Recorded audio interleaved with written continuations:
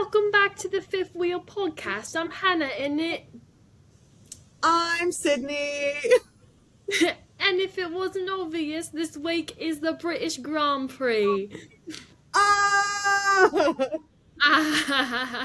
Yeah, I won't be doing British the whole time, but I you will. know, for it having been the 4th of July weekend in the British Grand Prix, there was a whole lot, like, the juxtaposition of those two events. I mean. Yeah, there was a lot. So much. I mean, so much. One, forgot it was a sprint weekend. Yeah. That was news to me on Friday, yeah, because I had Friday off. Of like, oh yeah, sprint qualifying, and I was like, huh? So when, you know, just since they released the schedule, I just wasn't really paying attention to that. It's fine. Yeah, it's fine. I did not watch the sprint race. I'm gonna be so for real with you. There won't be much to talk about with it, to be completely honest. Yeah. I mean, yeah, other than the fact that it happened on 4th of July, I will say Cadillac, bro, I don't think any of us are surprised that Cadillac is the more American team than the other American-based team of Haas. Cadillac did a full-on 4th of July livery. It was beautiful. Valtteri Bottas had the most Americanized helmet. Like, I think a more Americanized helmet than any helmet Logan Sargent ever had. I'm like, that man might as well be American and not Finnish.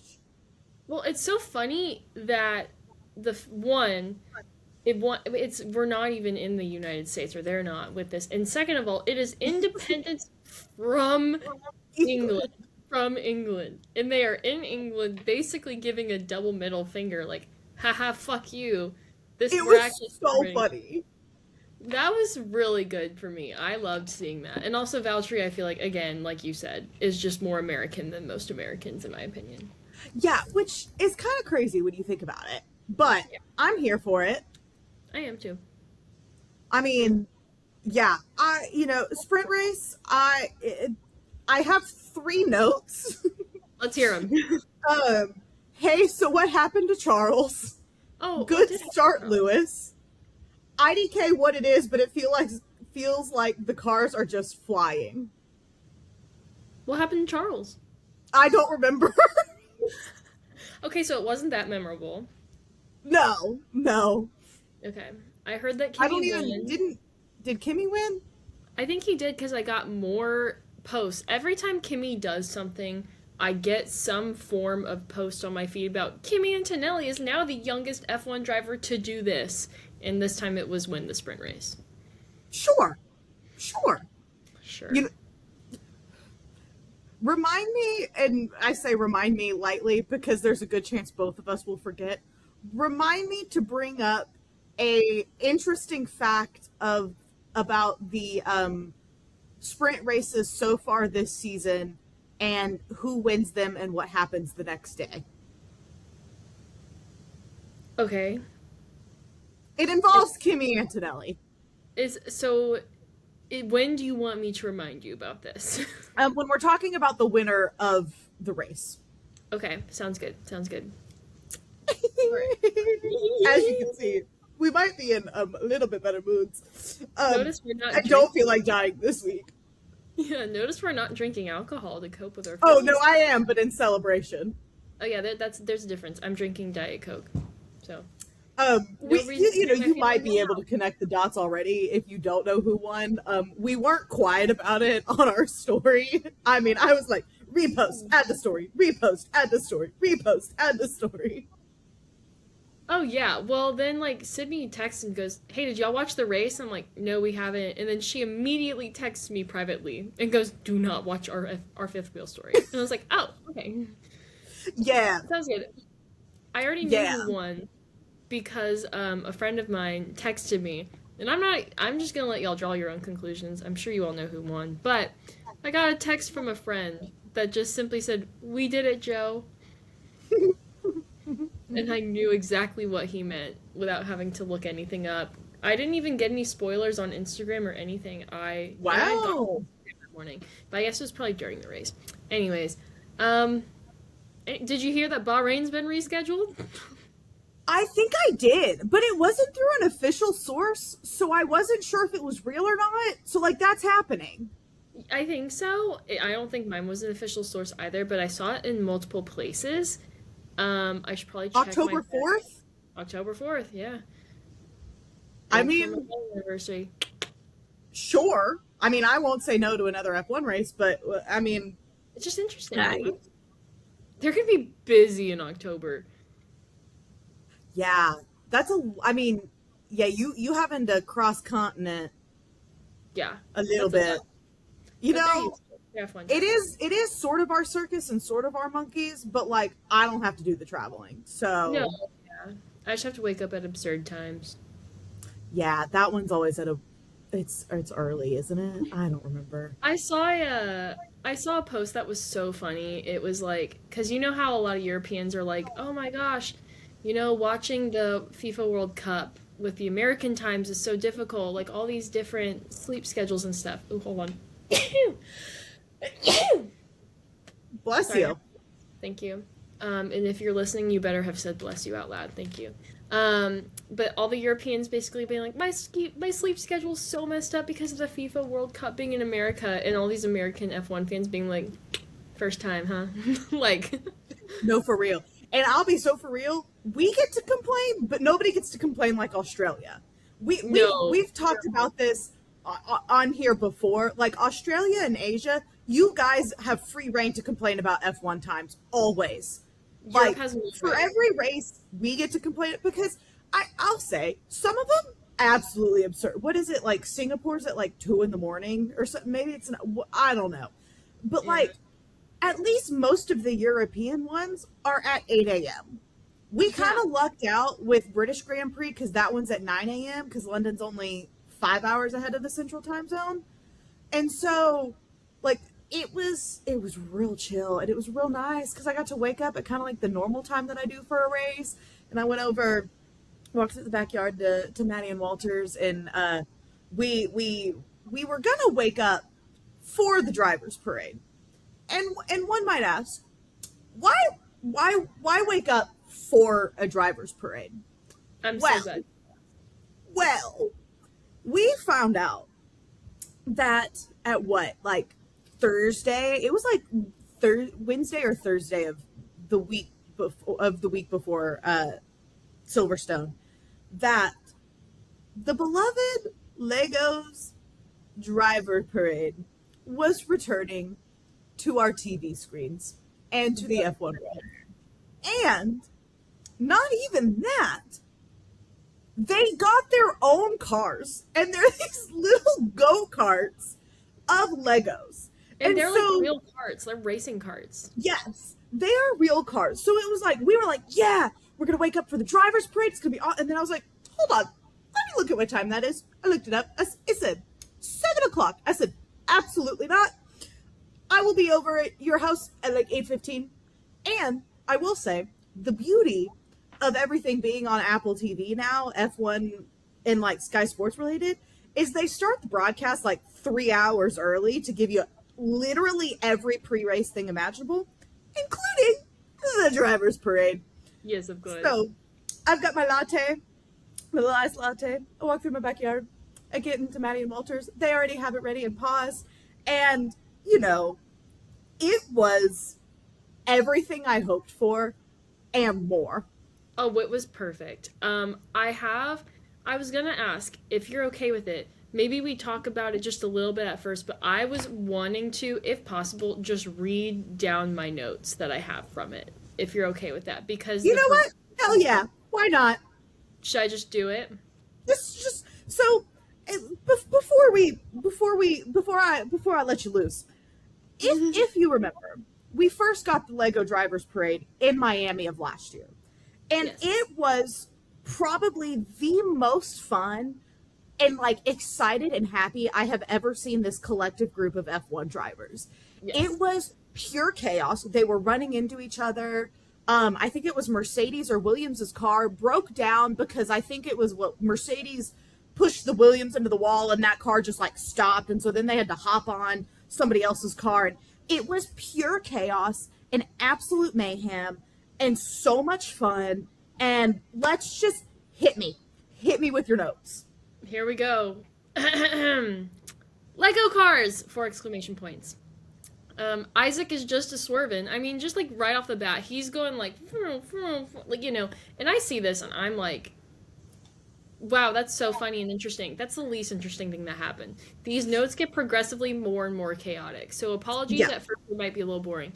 These are real carts. Holy shit, they're booking it. And by booking it, I mean like 20 miles an hour, which is way faster than the other ones were in Miami. They look so funny, I can't. What the fuck is MBS doing here? Fucking leave. Why was he on there? I'm sorry, he does not deserve that. He didn't even have a Lego car. No, It was it a go kart. That man said, I want to make this about me somehow. and worse. And worse. Anyways, Anyway. he wasn't given much screen time, so it was fine.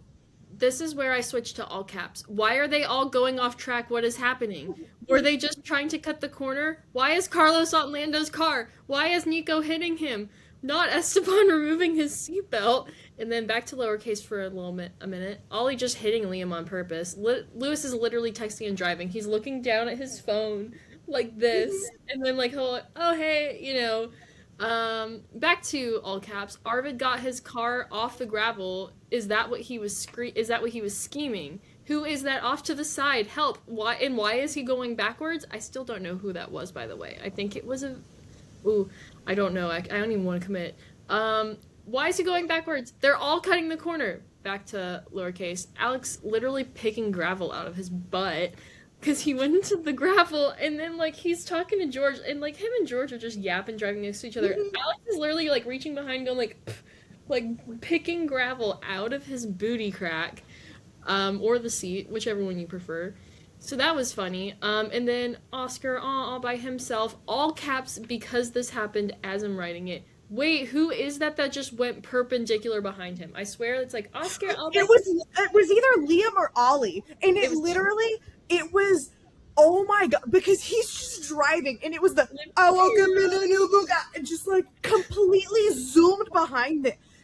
which is not like on the track. No. I mean, like he's like going towards the wall. And then what's next? I say this is so fucking funny. Franco literally burning out. How is this possible? The back of his car was smoking. I go, I hear booze? For who? Please be MBS. And then they show him in a minute. I'm like, okay, yeah, it was. He got his car off the gravel. Isaac and Liam are killing me just mowing grass straight up. They're like, Yeah. they're not just cutting the grass. They're like, through the grass. They're not just cutting a corner. Phone on Liam's car is falling off. There's no way that footage is usable. Fernando is so locked in. It was? It was an admin's phone. Oh, I love it. It was a V-Carb admin's phone, and they were talking about it pre-race, and then you proceed to see the footage that it captures. Oh, nice. I need to look that up. Fernando is so locked in. I see, like, everyone's laughing, and he's, like... Literally hunched over. Yes. I said, oh, I love that the marshals are just getting to watch him film, and then all caps, oh, Kimmy keeps high-fiving all the marshals, and he just kept doing it, which was adorable. Why is George on top of his car? Ah, MBS is back in his car. That's probably the booze. Carlando is so cute. All caps. Bahaha, Arvid's sideways footage. His, like, phone on the thing is like this. You only see, like, the corner. And he goes, hey, let's crash into Alex one more time. And then turns to Fernando Alonso again. Physically reaching out of the car, trying to physically with his hands damaged by nerves from the car that he currently drives, trying to physically hold Valtteri Bottas back. And he was trying to take his brake pedal. He was trying to take his brake pedal. It looked like he was pushing it to me, but I believe it. That is so funny. Oh my gosh, that's even better. What happened next? Let me see. Ollie just starts doing donuts. Like, I'm like, he's not even racing anymore. Then it cuts to Arvid's phone on his thing, footage. He's still just in the corner. It has not been corrected. And he goes, "Oh, I'm on TV." And then he pulls out his personal cell phone and like turns to take a picture of himself on the screen. And I'm like, "My brother in Christ, you are an F1 driver. He You're was all." on live for like half of the drivers' parade. That's hilarious. I did not know that. More cutting through grass. This is close. Fernando wins. I mean, he they were talking about he went from last to first and he won the Lego race. I don't know Granted, like they were all talking about like somebody asked Valtteri, they were like, "What's your strategy?" And he was like, "Probably cutting corners," which is what they did. Like, I mean, there were no rules. And like you talked about it, and I'm telling you, it was probably the most comedic thing I have ever watched because you see one of them turn towards the gravel, and then you see a large chunk of them go, "Oh, that's a great idea." Spoiler alert, it was not a great idea. It was from an Narrator. entertainment comedic It was standpoint. not a good idea. But they turn full send it to the gravel, and then I mean, like literally in the most cartoon ass way, just get stuck in the gravel all at the same time. The picture of them all stuck in the gravel is the funniest fucking thing I have ever seen in my life. And then Like, Charles tries to like physically pull his cart out of the gravel yes, and then realizes so it's too heavy. He it's can't just do like it. there's this video and they get stuck and you see Oscar, just the goody two shoes that he is, going around and he watches them get stuck and literally like throws his head back in laughter. And like, so yeah, he's coming around. You said it. So I mean, Carlando will find each other in every lifetime because Yes. Carlos's car is stuck and he's like, "You know what? Frick this. I'm gonna just hop on Lando's car." And I mean, that man like just runs to Lando's car and he's sitting on it. And I'm like, it was so just like, it was phenomenal. And then, you know, it's the British Grand Prix. So Lando did another of his Lando stand this year. And let me tell you, that thing you could see from the moon. Like bright as hell. I mean, like brighter than the sun, and I'm not exaggerating. It was really impressive.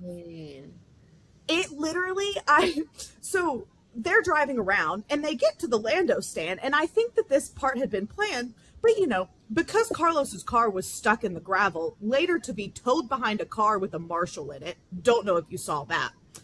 But because, you know, Carlos doesn't have his own car, he's like, well, guess I got to stop in front of the Lando stand with, you know, with Lando and his McLaren Lego car. So Carlos basically commandeers Lando's Lego car and is just doing donuts behind him. Ollie sees him, starts joining in. Meanwhile, Lando basically becomes Gru in front of his sea of minions. Yes, he did. And I'm like, like I shit you not, that is the closest and most accurate like animation to real life I have ever, because it legit was, "And tonight we'll steal the moon." Yeah. Like, so funny. I mean, no, literally spot the difference. You can't. Corporate wants you to find the difference between the two pictures. There isn't one. They're the same picture. I mean, so funny. And so then, yeah, everything kind of picks back up. I mean, and there are so many moments. Like, we probably could have done an entire episode on the Lego race alone. There's that much content from it. I mean, that's why I wanted to just Ollie's doing donuts. I was like, we're gonna spend too much time. You talked about Fernando hunched over. There's literally a shot of Charles sitting straight up. That man locks in and zooms forward. Like, it was so funny. And just, I mean, I was dying laughing. Like, there was just, I mean, too good. So much to talk about. And honestly, because of just the way that Austria had gone, I was like, this is going to be my highlight as a Ferrari fan today. Because, I mean, Ferrari qualified good. They split the Mercedes, so it was Kimi, Charles, Lewis, George, and then maybe Matt. I kind of lost it after that, but you know, and I was like, man, the Lego race, It's probably going to be the highlight of my day. Boy, were you wrong. Boy, was I, and I'm so glad I was. Never been happier to be wrong in my entire life. Before we jump into the race itself, I would just like to talk about what the ever living fuck are these corner names at the Silverstone. Oh, they've always been that. What do you mean? I know, but like, why? Why? What do you Because mean? the British are weird. What do you mean they're turning into maggots? What do you mean The they're turning British are weird. I don't know, man. like none of the, like why? This is why I mean, you got the Lewis Hamilton straight. That's probably the most normal one there is. I mean, even still, that's not the technical name for it. It's the hanger straight. But like, Okay. you know what? This is why we declared our independence from them because they're fucking stupid. I'm sorry. Why would you name it that? Anyways, I just thought it was very funny. I was like, I need to bring this up at one point because during the race, I remember multiple times them being like, "Oh, and he's turning into corpse and maggots," and I'm like, what are we doing? Have you never listened to them announce those during any other Silverstone race? I guess maybe I was listening to a different broadcast where they're like, turn 3, turn 4, because that's the first But time you I've always listen to the F1 broadcast. But I swear I don't remember that. Or maybe I'm just stupid. And that's very likely that I am stupid. Like, I just... Silverstones are like the only corners that I legit know except for some of Spa's. Man. Because they talk about them all the time. They don't call them just turn 4 or blah, blah, blah. Like, it's always the fuck-ass whatever Silverstone names. Like... It's always the weird British names. I feel like I vaguely remember, but it's been so long and my attention span / memory is not that good. So every year it's like a fun surprise. It's only been a year. I know, that's what I'm saying. It's only been a year. It's every year it's a fun surprise. Hannah. So it's been a minute, okay? But like it's I'm not letting you get away with this one. I'm literally admitting to not remembering. I'm not getting away with anything. I'm admitting to it. I don't know how you don't remember, though. I don't either. Maybe That's not important. We have more important things to talk about. I'm tired of talking about the quarters. I'll see a neurologist after this to confirm that I don't have any brain issues. But should we begin with the race? You probably have more notes than me. Yeah. Okay. Mind you, I just did like 4 scrolls if you're listening. Yeah. Your girl's got shit to talk about. I'll just start us off. I'll kick us off, and then we can jump into it. We can go back and forth, whatever. The first thing I have written, Charles pulls a Max with the turned-in tire threat, and I was like, oh shit, okay. He said, I'm not playing on my phone. I'm business. He said, I will murder a child today if I have to. Yeah, considering my first note is Ferrari. Oh my god, start. Yeah. It felt too good to be true. So It did. You want to know why? Because Charles Leclerc was leading the race. Oh yeah. Before we even get to turn 1, he's in P1. And then right after we're at turn 1, Lewis is P2. And I literally wrote, I don't think I am emotionally equipped to handle another 51 laps of this. Like, I was like, no way. 1, if this does stay, I am not emotionally equipped to handle it for that long. Correct. Because I would be so stressed. 2, I am already upset because if they're in first right now, I know Ferrari, and they're not going to stay there. And so I'm just getting set up for disappointment even earlier. And then that pisses me off, so I can't enjoy the race. So I'm like I see it and I'm so pessimistic about it. I'm like, yeah, this isn't gonna end well. Well, and especially considering not far after we start, like we're a couple of laps in. Charles is pulling away a bit, and like so is Lewis. Well, then all of a sudden they're investigating Lewis for a false start, and I'm like, I was like, oh great. I was like, a false start for Lewis. Why can't we have anything nice? No. I will say, silver lining, it was only 5 seconds because it wasn't really a true false start. They all anticipate the lights going out. He timed it wrong and it was like a whoop, but he had stopped, before he started again, so they gave him 5 seconds instead of the normal 10, which I'm like, Exactly. oh, that might be the only thing the FIA got right today. Right. Anyways, Can we go back to lap one for a moment? So I didn't watch live. I watched like the broadcast after, but it was the quote live broadcast. We're still on lap one, and I say, here's my notes. Also, still lap one. Hello, random crash in the background, and the announcer's like, oh, oh, forgot crash, about that. yeah, oh, crash, whatever, and they talk about it for a second, but then they don't show it, and I'm talking they don't show it for like 10 laps, and I don't think anybody knew what happened. yeah, my notes are literally, hey, are you gonna show it? A few minutes go by. Next note, hey, I think you forgot to show it. A few more minutes go by. Hey, did a crash even happen? Is anything real? And you want to Um, know, and you then want to know my theory? It's because they can't find the McLaren. I couldn't find the McLarens all weekend because they weren't orange; they were white. that's a great point. They did not look like Right? they were. So obviously, this crash, a collision, involves Oscar Piastri. Evidently, he like basically loses his front wing. Like the little flappy bits that are normally, like upright are like tucked up under his car. And he Yeah, just like plummets down the order. They bring him in. But it's one of those, I'm like, I could not find the McLaren all weekend.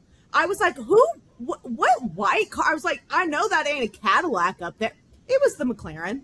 I Please make your car orange again. please. That's kind of the point. Also, this is just kind of a weird side note, and obviously with Lando having the Lando stands was different this weekend, but I feel like this season in general, I feel like I'm crazy, but I feel like we just haven't heard a lot about or from Lando this season. Does that make Yeah, sense? Like, he's just kind of been there. the conversations have not been around him, which for a world champion is very surprising. And I like, I don't know. I don't disagree with you, but I also think part of that is because at least as it stands now, I genuinely don't think McLaren has a shot at drivers or constructors. I And agree. so I think it would be a different conversation if McLaren was the Mercedes car this year and Lando wasn't doing anything. Right. I don't, it's not like a lack of skill or like him not being able to, like fight to keep his title. I genuinely think that everybody just kind of assumes McLaren can't, so we're not really talking about it. Right, exactly. So it's just so interesting because I don't know, I felt like last season it was because Lando was in the running, and this is probably Yeah. the cause of it, like we just said. But like it was just Lando this, Lando that, Lando this, Lando that, McLaren this, McLaren that. But also McLaren had a crazy season last season, and Yes. it's almost like I'm shocked at the lack of conversation around it. Because if anything, I was expecting like, Yeah. oh, well, what's McLaren doing? Like, let's talk about it. But now it's like, okay, anyways, Mercedes, you Yeah. know, And honestly, I feel like part of it is like I feel like they're doing just good enough to keep the heat off their back. Like I think they're like it's not like like they've plummeted. Like they're still in conversation. Like they're still getting podiums, but it's just they're behind enough that but like ahead enough. Like they found the sweet spot so that the media is not like, McLaren, it's McLaren's downfall, right. blah. Like, I think which, Mercedes is just that good too, unfortunately, this and, year. and, Unfortunately, I like and Mercedes. I mean, dare I say we're so back, Ferrari maybe too? I know, I don't want to think that, but unfortunately, I'm just getting all of these Oh, wonderful. we're thinking that. We might not want to think that, but we are. Yeah. Well, I mean, to move on in the race, there was a moment shortly after that crash, and like in the beginning of the race, it like Kimmy and Lewis just started battling, and I had this thought, and Mhm. I just had to write it down. My note says specifically Kimmy and Lewis battling. This is crazy. Remember how the time between Lewis's first win and his most recent one is one Kimmy long? Yes. I just No, had to. it's so fun. Yeah, no, I had to know it was like Kimmy had this just like really nice surprise overtake on Lewis. Like it was pretty. And it was like things kind of chilled out for this like first chunk of the race. Then all of a sudden there's there is like what I can only assume has been the world's shortest virtual safety car. Like Yeah. it it was, I shit you not, maybe 30 seconds long. Yeah. And come to find, like, short enough where I was like, ah, man, I was like, really, for, I was like, you should have brought Charles in. Like, no, Charles didn't even have time. Like literally less than a quarter of a lap. This safety, like, I think, no, Kimmy, I don't, like, literally only one person, I think, benefited from the safety car, and they were, like, at the pit entrance when it happened. Well, Yeah. you know, this might be the first virtual safety car caused by an umbrella. Wait, I didn't Because, know this. yeah, yeah, that safety car that virtually happened for nothing, an umbrella blew onto, like, over the fence and, like, wasn't on track but was in the grass next to the track. And the marshals had to run out and grab it. Imagine that being Literally, like, a neon yellow umbrella. And then people were like, "Oh, it was from the Lando stand." And then like the Lando stand like organizer was like, "No, it was at a different part of the track. It wasn't us. It was not a Lando stand fan umbrella." But like, yeah, straight up, like, again, what cartoon ass like virtual safety car? What do you mean an umbrella? An umbrella. what cartoon ass weekend are we having in general? Genuinely. Genuinely. Going on. There's like a part, I don't know if we're like there yet, but there was one like I don't know, I feel like there was a couple really, really good quotes from drivers during this race. One specifically, Lewis has to serve his penalty. He has not yet. And he might have during the virtual safety car if it had lasted more than 30 seconds, but that's not what Correct. happened. And so he goes in, or he's not even going in. His engineer goes box, box, box, and Lewis lip screaming, "My tires are still good! My tires are still good!" And then he gets overruled and he goes in anyways and serves his penalty. Yep. And Yep. so I just thought that was really funny. And then like immediately after, on George Russell's radio, engineer, slow puncture, George, who, me? And so the funniest thing is like, I did not hear the "who me." That's fucking hilarious. But the thing is, normally puncture happens, your tire is like on the verge of blow up at that point. Right. And this is after, I think, pit stops. So I'm gonna have to circle back to something. But like, George finishes the race on the supposed puncture tire. And let me tell you, he finishes on the podium with a supposed I thought he went in. puncture tire. He went in though. Did he? Are you sure? I feel like he didn't. You want to know why I'm sure he went in? Because he went to run Max Verstappen off the road, all to just turn into the pit lane at the last second, like, I don't remember that. You remember that? Nevertheless. It was crazy. Nevertheless. Let me explain what happened real quick for your viewing pleasure, or not viewing, listening, because you can't see it right now. Max and George are like battling it out, and George turns ultra wide, runs Max off the road, right before the pit lane, like kind of intending in a sense to like get him out of the way so he could run with it. No, he does that and then immediately just goes into the pit lane. It was probably the most petty George Russell thing I've ever seen in my entire life. I don't remember that. I was It too was focused fair. on Charles. Sorry, To be so for real. I was in straight up fucking panic mode. Yeah. Don't ask me what happened to George. I don't know. Because I'm at this point, Charles is ahead. They had brought Charles in. He like is back in the lead. Things are looking good. And then they keep just not bringing Kimmy in. They keep not bringing Kimmy in. I'm like, Charles, I need you to embrace your inner Lightning McQueen and just like, you are speed and just drive. When they bring Kimmy in, there's enough of a gaps that he basically comes out back where he was. And with tires that are 10 laps newer. And if you're new here, that's bad. Because that basically means like Charles is now the hunted and Kimmy is the feral little maniac child hunter. And I'm like, and at this point, I'm like, I literally, this was when I have talked myself out of this win. I was like, and at that point, like, I wasn't okay with it, but I was content because up to this point, Ferrari didn't do anything wrong. They Yep. wouldn't have been able to bring him in for that virtual safety car. Like, they were following a good strategy. Kimi just was able to keep his tires longer and then was going to be on better tires for the end. And I was just like, son of a bitch. I was like, we were so close. I was like, we might have had a Ferrari one too. I was like, son of a bitch. And so, yeah. And It the was thing another is, team of fate that we normally have to do with this team.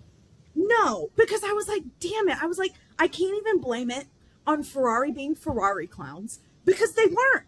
Charles was doing great, but it just was like, you were like, McLaren or Mercedes. You were like, well,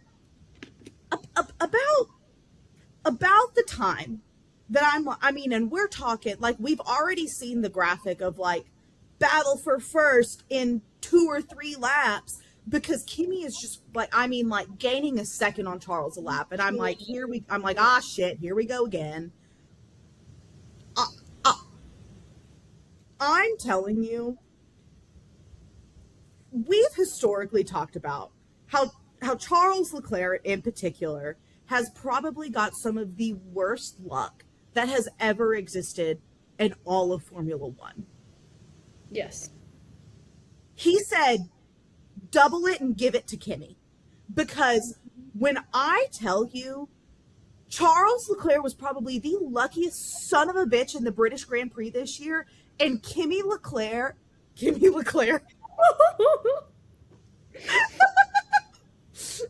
anyways, Kimi Antonelli Kimi Leclerc Antonelli. was I we can't make this up. But I literally I stood up off the couch and I grabbed Maddie's hand when this happened because I was like, what do you mean? What do you mean? Because all of a sudden, Kimi slows down.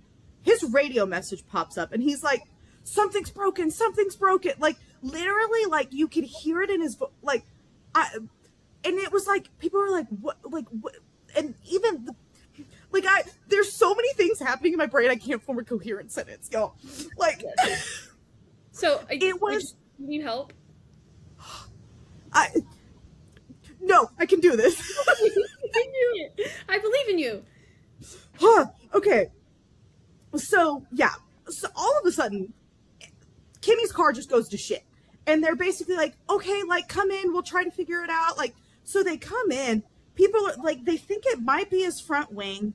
And so, like, but they come in, they don't change his front wing. I think they change his tires, like, and then he comes back out and he's like, guys, no, like, something's wrong. Like, I can't turn the car.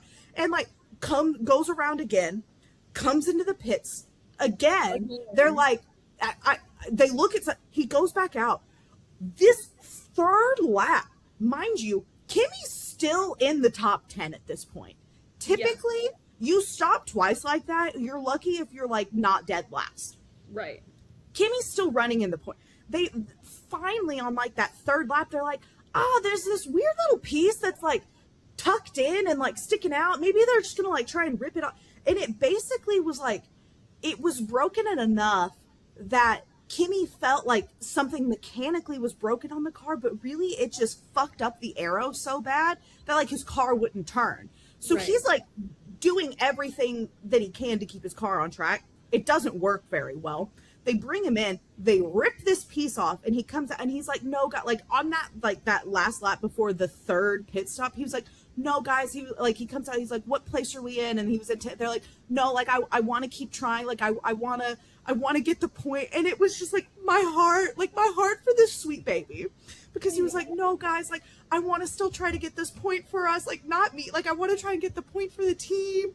And it's about that time that we then find out he's being investigated for track limits.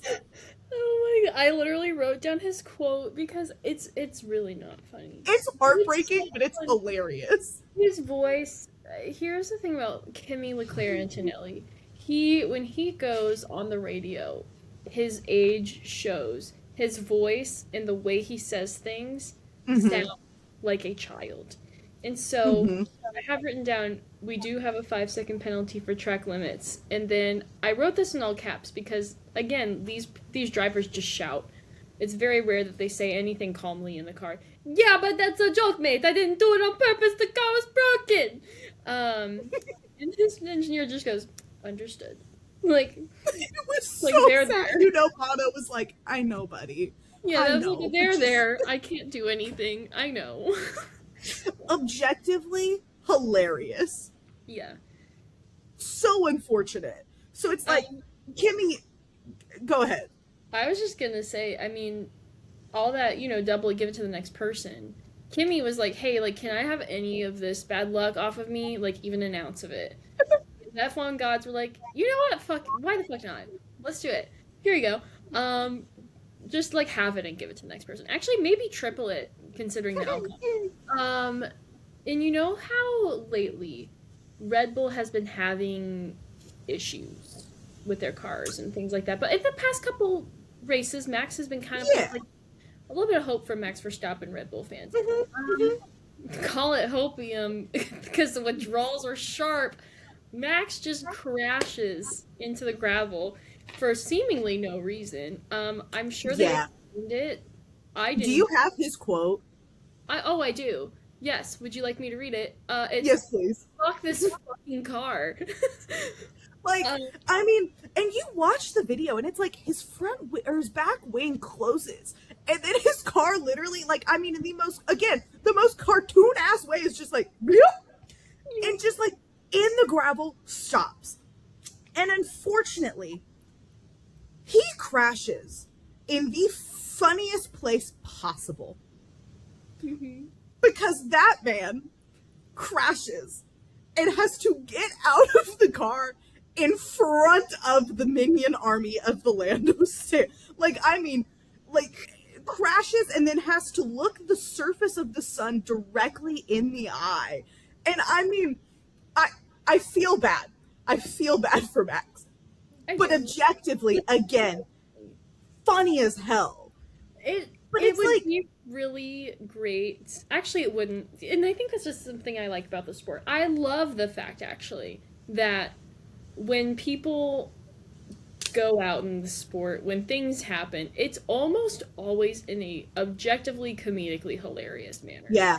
And like the Uh-huh. circumstances in which people have to exit a race or have issues in a race are almost always pretty funny. Like people, it's very rare. I feel like that people will be, we have those instances where people are driving. It's like, oh, I think it just fucking shut down, like because that does happen.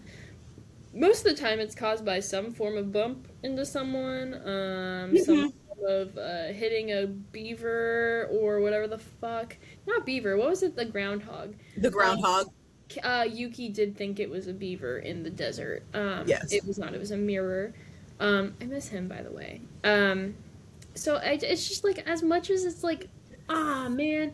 Even when it does happen to Ferrari, even as much as Mhm. it hurt, I mean, like they're the Ferrari clowns for a reason. They're good at making people laugh. So Yeah, when it's something that is unfortunate but objectively hilarious, you have to laugh. you have to. And it's like, because I feel like if you don't, it just you need a little whimsy, and this sport has an odd amount of whimsy for as serious as it can be. For how we're talking pinnacle of motorsport, these Yeah. guys like have absolute well, I don't even know how to explain it. Like lock and key over their PR. Like Yeah. they're not allowed to say the wrong thing. Like all these things, and then objectively, like it is just goofy. Like it is the best of It's the so best. goofy all the time, and I love it. Cutthroat, no forgiveness. Also, Lego cars. Literally. Fitting. Social media teams, specifically VCarb, like I mean, like they take this so Oh, yeah. incredibly Because sport and move this it. isn't really a spoiler. V Carb finished in 6th and 7th place for this race.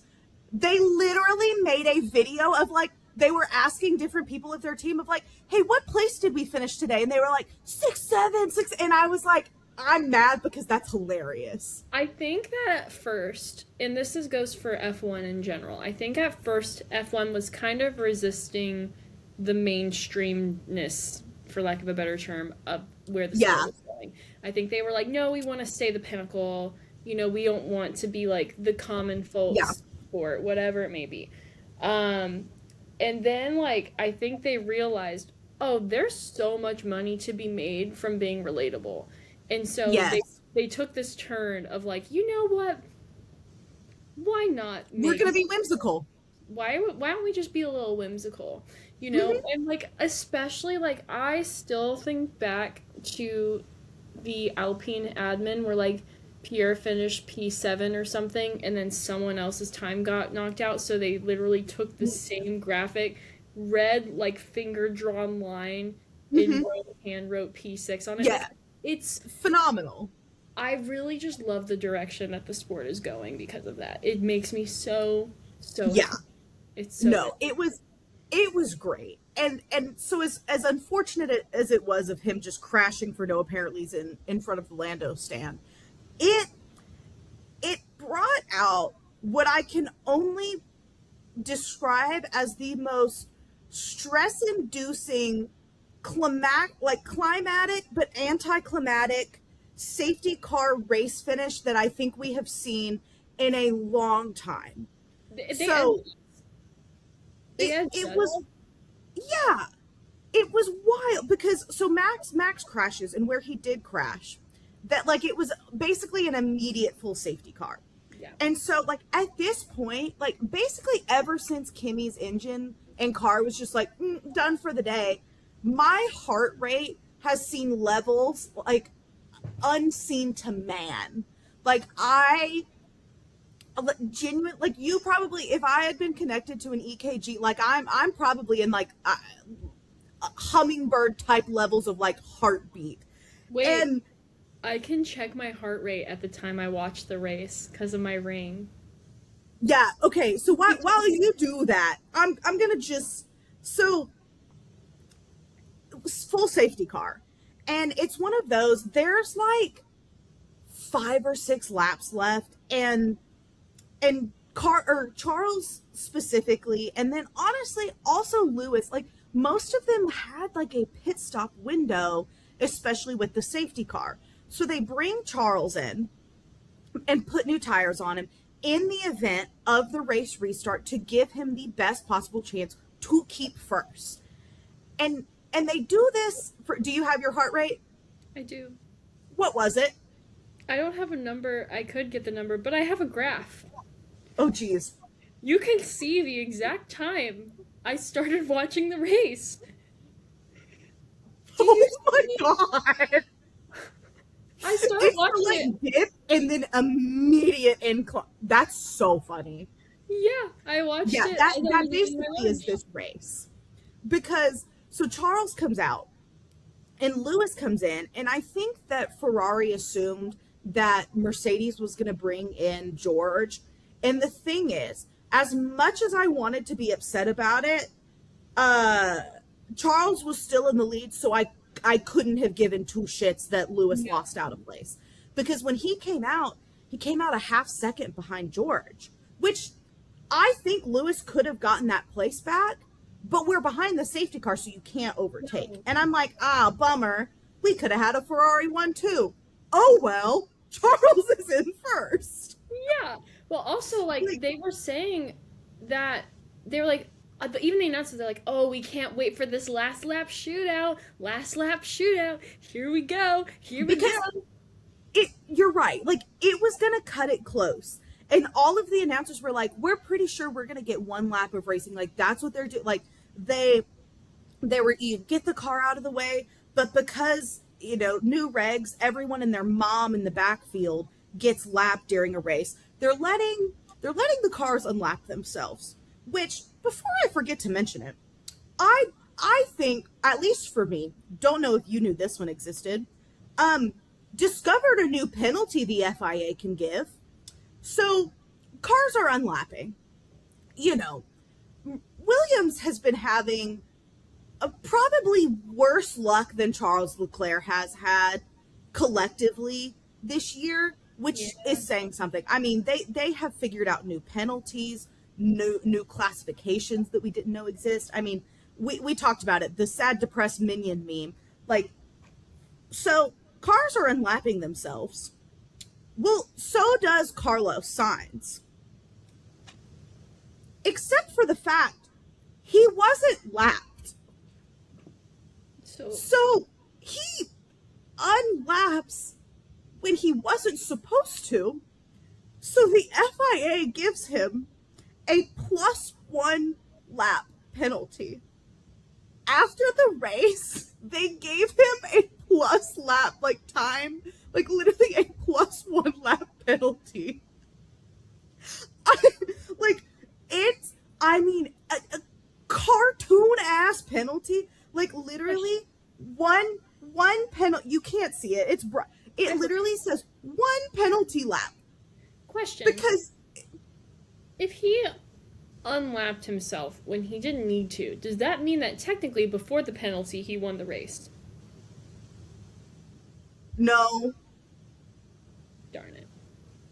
But anyways, I'm pretty sure I didn't actually read the race director note, but yeah, Carlos, he overtook the safety car after the lapped cars may now overtake, despite not being entitled to do so. It's just the So, I thought you meant like he like cut in front of everyone else type situation. well, but I mean, kind like he lapped and he unlapped and he wasn't supposed to, even though, because all of the other unlapped cars do. Yeah. Anyways, they do this, and we're like, yes, we're gonna get it's like we're on lap 50 of 51. Like, we get a radio, we get the message in the corner of like safety car ending this lap, and then all of a sudden the announcers are like, hold on, the safety car didn't come. Why did the safety car come? We're gonna end this car under a safety car, or in this race under a safety car. And boy did they, with Charles Leclerc in first place. So, like, normally I would be upset about not getting a race, like a true last race lap. Yeah. But I know Ferrari, and I know the luck that Charles Leclerc typically has, and something would have happened. We were blessed. It might not have, but you know what? As now, I will say, it does suck that the race ended under a safety car. I think for all of the fans there, for everyone watching, like, that's a disappointing end to the race. Yes. And honestly, all of the memes of, like, Toto Wolff in the garage of like, so you can end a race under a safety car, because, infamously, Abu Dhabi 2021, the race had one racing lap left, and that's how Max Verstappen wins his first driver's championship. Right. It was, again, objectively kind of funny. It was but hilarious. Also just really sucked. It really sucked to see the race end under a safety car. But again, I didn't give a shit. Because Charles Leclerc won the race. Charles Leclerc won the British Grand Prix. This was his first win since Austin in 2024. Almost 2 years since we have heard the Monaco national anthem. Like, whatever Etsy witches you guys all paid to, like, get rid of Charles Leclerc back, do it again.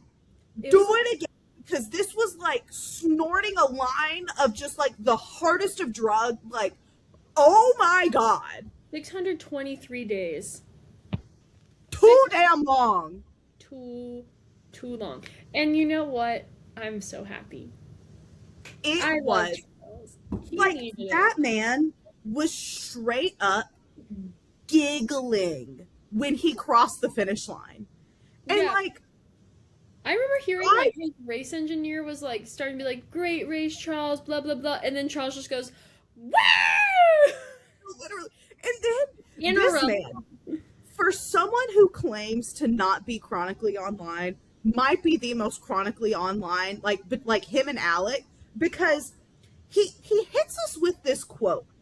And I think at first a lot of people thought it was just like legit him being like oddly wise, because he hits us with tough times never last. Tough people last. And then makes a noise, no lie, like blah, blah, blah, blah, blah, blah. Come to find out, it was this meme of this guy that just like tough times never last, tough people last, and then makes that weird ass noise. This man put it in his photo dump of the weekend. I did see that. Like, so it's like that's how you know how good of a mood Charles Leclerc is in. Like, He's making meme references, and he's like, honestly, out of every driver on that grid, he might be one of the most PR trained. mm-hmm, Like, mm-hmm. he is so. Be careful what you say, even when you're disappointed, even when you're mad, unless you're on the radio, which you're talking about. Yeah, you know, it's like this, right? Like, you just, and I'm telling, that is one of my favorite podium celebrations, and like probably since Lewis's a couple weeks ago. Like, it was, I mean, now it was kind of funny because you had George Russell in between Charles Leclerc and Lewis Hamilton, so you got the T-pose in action. Didn't know if you knew this. I didn't believe it at first. This was the first time Charles and Lewis have been on the podium together at Ferrari. I believe it. Yeah, the first time they've been on the podium together since they've You both act been at as if I'm Ferrari. like, remembering all of the horrible things Ferrari has done. Yeah, I know. That's true. You're like, this But, doesn't surprise you. It doesn't. I mean, literally, like, anytime we get to hear the Monaco and Italian national anthem, like, it's just a good, I mean, like, that man is just, I mean, smiling. Like, again, like, you could see the weight lift off of his shoulders. Like, he's singing along with the Italian national anthem, as is Ferrari. Like, it's not even that man's nationality, and he knows the entire Italian national anthem. Like, that he is the son of Maranello. Yeah. And, like, it just, you know, all I can say, we last week talked about and made a comparison of Charles Leclerc having an uncanny resemblance with Daniel Ricciardo. And do I think Charles Leclerc listens to our podcast? Yes. Probably not. Do I hope he does? Yes. But I mean, Charles, and I took that personally, Leclerc, because that man said, hold my beer, I'm going to go win a race. I mean, yeah, honestly. He said, and I took that personally. I think he literally heard us say it. Like, Yes. I literally, like, it just, it was so fun to watch him win again. It was amazing. Do you want to hear, speaking of Daniel Ricciardo, I want to say Daniel Ricciardo, like, his ghost, as a man who's still alive, his F1 ghost, you can say, just kind of bouncing around the paddock lately, just having little hunts here and there, and he just had a recent one. So Max Verstappen has DNF'd like a third of the amount of the races that he has competed in since taking the number 3. AKA, he has DNF'd 33.33% of races since taking the number 3. You know, that's unfortunate. Yeah. Close enough. Welcome back, Daniel Ricciardo. I can't say with full certainty that the ghost of Daniel Ricciardo's F1 career is haunting the drivers, but it is. I can't with certainty say that it's not. Mm-hmm. You know, I'm just glad it's moved on from Charles. Yeah, I mean, it just, what a freaking race. Because, like, it was phenomenal. Like, we got some good strategy, honestly. We had some typical F1 luck. Like, I'm never going to complain about seeing Charles Leclerc win. I mean, it was everything I could have asked for in a race, except, actually getting a race finish, but don't care. It was perfect, too, because you know, 4th of July. It was America's 250th anniversary. Fitty 250, and it was Ferrari's 250th win. and 16th in Silverstone. And you know what number Charles is? 16. That's why Yeah, he is. I'm like, Yeah, he is. Like I'm telling you, like this. it was Another part of really Charles's smart. photo dump was he was zooming in on the picture of like, because Fred comes after them like a weapon with that champagne. Oh yeah. This how happy that man was. Like literally, I mean, and just like I'm telling you, like the joy in the pictures. Like there's this one of like the sun shining behind Charles. Like it was just Shelby. Shelby watched the race a little bit late, and so she FaceTimed me about the time where she was like, I think maybe when or right before Max crashed. Like it was right around that time. Like I think she was like, "Oh no!" But then and then Max crashes. When he wins, she literally started crying, Yeah, like I even tears in her eyes. Like it was, but like this was us. Like just, I mean, full on. Just it's a beautiful moment. It it really was, and like I and mean I the 16th win, like it was literally etched into fate for and this to happen. and you want to know how I said we're so back, right? Do you want to know what the deficit is now between us and Mercedes? And by us, I mean Ferrari. Tell me. It's only 78 points, which seems like a lot. And if you're Ferrari, probably is. But we're riding a high right now, so like we're unstoppable until we're Unstoppable. inevitably not. We know what's gonna happen. It is the cycle. Like We're Lewis won, unstoppable. Austria happened. Charles won. Maybe we'll actually stay here until maybe. I know our team. I know our team. But We are unstoppable until we are completely stoppable, which is usually pretty yeah, quickly after we are unstoppable. which is usually pretty quick. Yeah. But But it's right now, let's just pretend we have a while. Actually, our next with race 2 weeks is for two or one weeks. week, Oh, 2 weeks. it's today's the 7th. Next race is on the 19th. So And we've got. it's Spa. Mm-hmm. So we're gonna ride Do you that. want to know the other thing I was thinking about? Sorry, we're squirreling again. But we Oh, haven't really squirreled much this episode. we haven't. So, Spa, Belgium, right? So Yeah. if you follow us on Instagram, we delayed the episode a day because the U.S. was playing in the World Cup. Well, we lost yesterday, and who did we lose to? Belgium. And if we hadn't decided to go to Madrid, the race we were gonna go to was Spa in Belgium. And in light of recent events, it's probably a good thing that we didn't, because I'm afraid that as Americans they would have been really mean to No, us. I do fear. But this is how I felt watching the race, not the race, the match last night. Literally. But then you want to know what I remembered?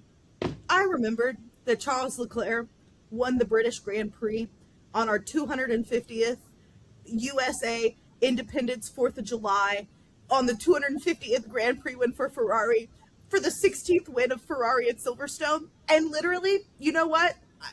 All was well in the world, and I didn't care that we lost the World Cup. I think a meteor could hit Earth right now, but Yeah, until we get to that next race, I'm on cloud nine. Like, there's really, literally. you know, it has been so long overdue to be an obnoxious Ferrari fan. I We've got some lost time to make up for. And it's, so I'm it's scared for everyone around us when we get to be obnoxious for and I don't even want to say obnoxious Ferrari fans, more obnoxious Ferrari fans than we probably already are. yes, I was gonna say that's a really great point. Can you imagine how absolutely insufferable we would be if one of our drivers won the world championship?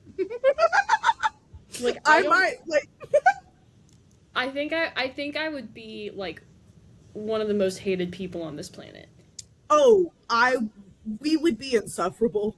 We would be like the Lewis fans that were like won his eighth world champion. You know, like the ones that are like, Hmm. hey, denying reality. We already do that on a daily basis as Ferrari fans in general. So it wouldn't really Delusion is our like MO. that's our specialty. We're good at Hmm. it.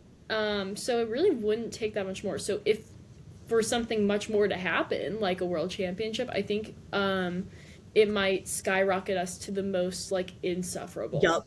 And event. that gap right now is like just close enough where I'm like, why not us? Yeah. And if why not us, you know, like all I'm gonna say is, folks, buckle up if Ferrari goes on a run here, because although maybe it'll be good for us because we'll have some like mostly positive episodes instead of welcome back Daniel Ricciardo, No, because literally, like that was really funny. Um, we've had like what was it? What was one of our episode titles last season of one of like them was literally like, oh god, somehow it got worse, or there was a better one that I'm trying to think of. It's literally like, hold on. like it we I mean, you guys know we're not quiet when Ferrari has had a shit day. No, we And literally are in. We're insufferable no matter what Ferrari does, really. so, hey, at least this way we would be a positive insufferable. Yeah, you know what? We're consistent. Hmm. Hold Because on. we're real fans and not fake fans or bandwagoners. Let me find it. Where's the one that I'm looking for? There's a very specific one. Oh, there was speed means nothing if you're dead. That's the one. Speed means nothing if you're dead inside. That Yeah. and Like, surely we've suffered enough. apparently not. Yeah. Marked unsafe from the X Grand Prix. I forgot Um, about that one. good Brazilian Grand Prix. We've got some other ones. Uh, let's see. Like, so all I guess we could say is, we're riding that high, right? Oh no, which one? I just remembered our Monaco Grand Prix name from last year. Two stops this time.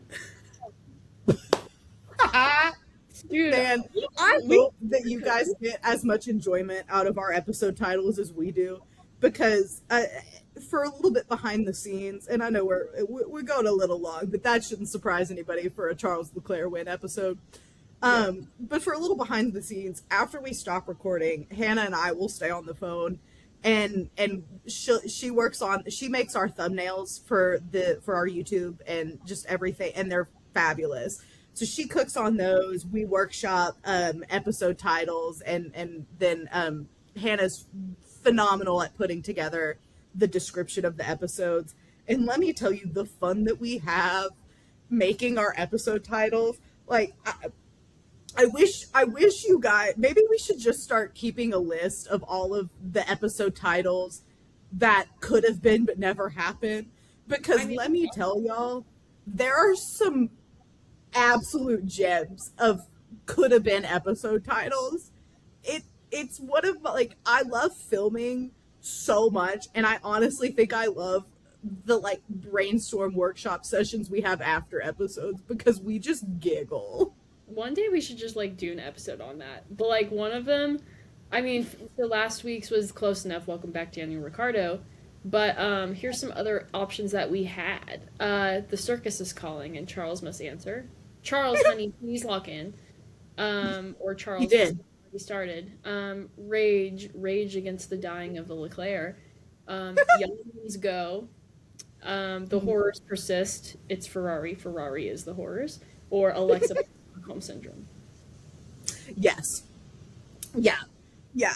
So genuinely, like, oh, guys, I don't know. I mean, we could sit here for another hour and just gush about the cloud 9 that we are on right now. But I really think, we'll just leave. Life is good. Charles Leclerc won. Ferrari's back. Opium is alive.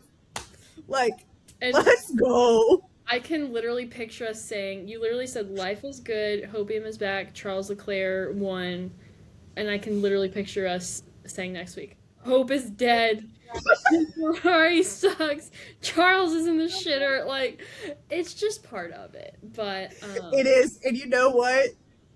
I call it our toxic relationship with Ferrari. We'll do it again and again and again and for the again, rest of eternity. I wanted to say, there are some rumors just to like close out on, and as I'm sure as, oh, I forgot one really important stat. I forgot my role as the statistician of this podcast. Fun fact: how many times did Lance Stroll exceed track limits during? I almost forgot to talk about this. I have a note on this. What's the number? 21. How does that happen? Lance Stroll had 21 track limits. 21. It, As in 2 times 10 plus 1. and the thing is, they only on the Sky Sports broadcast, they only talked about the two of the time penalties that he got, which meant that was like 7 or 8 track limits. When did he get 21? The world may never know. I'm sure they just gave up at some point. I'm sure they were like, Probably. track limits, and then they're like, I mean, what the fuck? Just, he's gonna keep doing it, isn't he? Grandpa's out again. You know, I don't know. But we will see you in 3 weeks for Belgium, for Spa. And until then, we are going to be horribly obnoxious and ride this high as long as we can, because Lord knows we've earned it. Amen. Amen. So, without further ado, I'm Hannah. I'm Sydney. And it's lights out. And away we go. Forza Ferrari forever. We're back. Go FIDDY! Bye. Yeah.